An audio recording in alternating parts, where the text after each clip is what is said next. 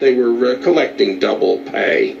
The final number, I think, that was disclosed is roughly around $250,000, but it could have been considerably higher than that. And once again, Big, are we sure that's the right number? No, I would never have confidence in any of these numbers, because sometimes the stomach to disclose it all is just not there. And but again, that's portrayed as just a mistake, portrayed as a misunderstanding. I don't believe it is either of that. Right. And is this where people were getting extra vacations? Is that item, or is this something different? No, that's the extra vacation and or admin time, they called it. Right. Were one and the same. I got it. Okay. Yeah. All right. You know, are we in the period when we're losing high-level bureaucrats yet, or is that yet to come? I would think most of the high-level bureaucrats have left, that need to leave in Port Orange have left at this point. Well, recently we've lost 6. Yeah. How much was it? We lost, the city manager retired early, the original one, Parker, and then this one left. You're not upset that this Kessler, or whatever his name is, you're not upset that he left? Not in the least. Okay. As I wouldn't be upset if Chisler were to get a wonderful job anywhere else but here, you know. But anyway, you had 6 recently, very high-level people. And then you had assistant manager leave, right? Maybe you just lost your manager and your assistant manager, correct? Well, we've lost the last 2 managers, as you point out. Parker left earlier than he would have wanted. Well, he had problems with Public Works, correct? Yep. And so then there's a whole bunch of people back there that left a couple of years ago. Yeah, if we go back to the tail end of the Parker administration, we had the Public Works Director leave, we had the Finance Director leave, we had the Customer Service Manager leave, and then we had Parker himself leave. Mm-hmm. So it's 4 on top of the 6 or 7 that are now. That is correct. So this is in a couple of years. Yeah. Double digits, 11, 12 people. Double digits, and then we have the new gentleman, Mr. Casella, come on, and we lose our HR director, we lose our utilities director, the first one. Then he hired another one, and we lost that person. Mm-hmm. We lost his replacement as the finance director, and then we had the comptroller leave as well. Right, and then Kisela, and then the assistant manager. Then Kisela and the assistant manager. So that's a whole bunch of people, not common in city government. Usually a person that gets a job with the government usually stays there because it's such a good job. And because they're foibles. Now, that's another big word. That's a real big word. And I can't think of one that... idiosyncrasies? Absolutely. All right. And that was a test there. Yes, so it's not just that it's a good job. It's that their idiosyncrasies and their foibles typically don't come to light now, do they? Yeah. No, never. I mean, it's talked about in the government, but you know, Soskin here a couple of years ago, he said something that we use very regularly, and that is the paycheck by silence. So anybody on the payroll is not going to talk about things going wrong. Now, let me just maybe highlight one item that I thought I understood from one of your missiles. The finance director reported the problem with the $411,000 of the meters or something like that, and he left because, is that true? In other words, he was trying to expose the problem?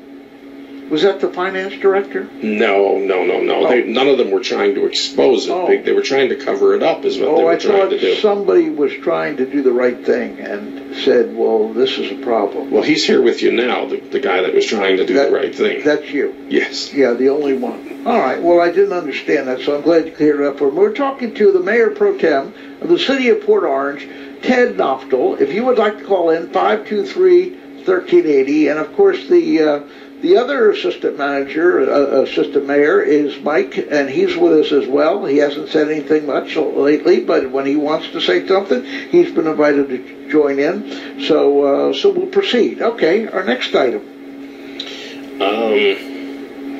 Big. The next one really deals with the culture that existed within Port Orange, and particularly within the finance department.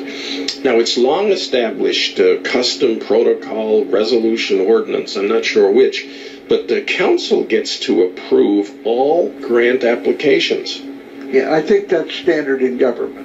And then they come back around if that application is successful and they approve the grant acceptance. Right. We did that in accounting. Absolutely. Yeah.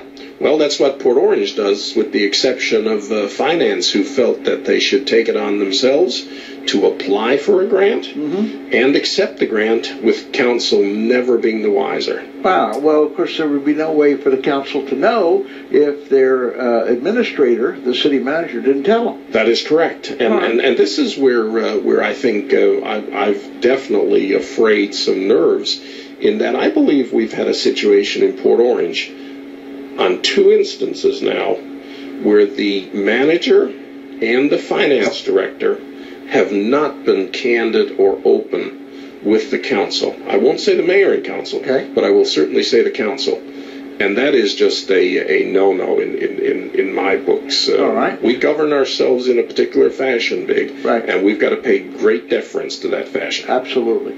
Let's take a second. We're going to take a phone call. Hi, you're in the doghouse. Hello. Your first name, please. Forgive me. My first name is Joe. I live in Zone 4, and my commissioner is Bill Partington. Oh, okay. That's too bad. Okay.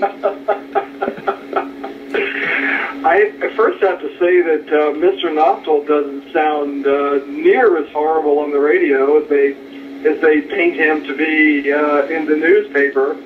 Well, that's why I thought we'd give them the rest of the story here on Big Talk. Yeah, it also sounds like maybe some of the problems began with the longtime current manager Ken Parker. Yes. And just continued on through the current regime. Right. They festered. It's a very technical term. Yes, that's another one of those words. Too. Yeah. My question to Mr. Noftall would be, considering the facts that you're giving, they do seem pretty spot on. If you had to handle it all over again, how you approached the folks and went about bringing up the information, would you have done it any differently so that the picture of you wouldn't be painted as it's been painted of you? No, Joe, I would have to say that I would not do it any different, only because there were no other avenues open to me. In other words, if council is not going to step up to the plate and do those actions that only council can do, what can the citizen like myself do different other than just bring it to their attention and bring it to their attention and bring it to their attention some more? You pointed out earlier, I've been mischaracterized. My demeanor, my presentation, my has been very much exaggerated by the naysayers who would prefer to not have me on the scene. You know, Joe, I've been termed a pot stirrer, a gadfly, and I understand, Ted. I'm just sort of making sure I understand the particulars of the case in Port Orange, because I don't follow it that closely. And so that's what they have to do. They have to make somebody like Ted a really bad guy, a nefarious character, almost a terrorist. And so if they can do that, then all the nice people out there that don't know anything will think, oh, well, we'll discount everything he's got to say. Ted, if you had to do it all over again, would you do anything differently in the way you handled the situation? Would you do it all exactly the same as you've done it to this point?